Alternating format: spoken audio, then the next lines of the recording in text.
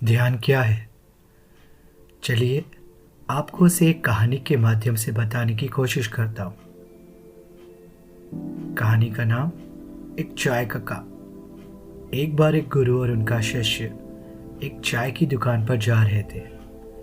शिष्य ने गुरु से पूछा, गुरुजी, ध्यान और मानसिक शांति प्राप्त करने का सबसे आसान तरीका क्या है?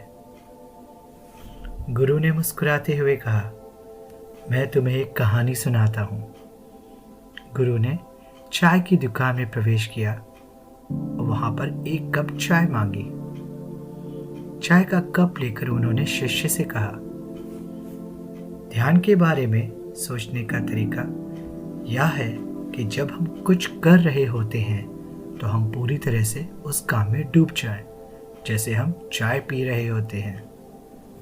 गुरु ने चाय का कप उठाया और चाय पीते हुए कहा, देखो, मैं चाय को पूरी तरह से महसूस कर रहा हूँ। ना तो मैं चाय के स्वाद के बारे में सोच रहा हूँ, ना ही चाय पीने के बाद क्या होगा, बल्कि इस पल में मैं सिर्फ चाय पी रहा हूँ। शिष्य ने ध्यान से देखा और पूछा, तो क्या इसका मतलब यह है कि हम हर कार्य में पूरी तरह से उपस्थित रहें?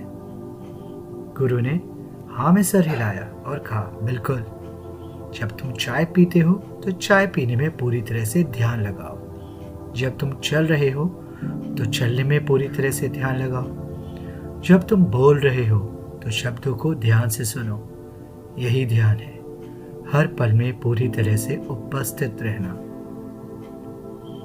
गुरु ने कप को नीचे रखते हुए कहा, ध्यान का मतलब यह नहीं कि तुम्हें कोई खास स्थान या स्थिति चाहिए, या तो हर पल में पूरी तरह से जागरूक होने की बात है। तो अगली बार जब चाय पिए तो सिर्फ चाय पिए। हो सकता है आप ध्यान को महसूस कर पाए।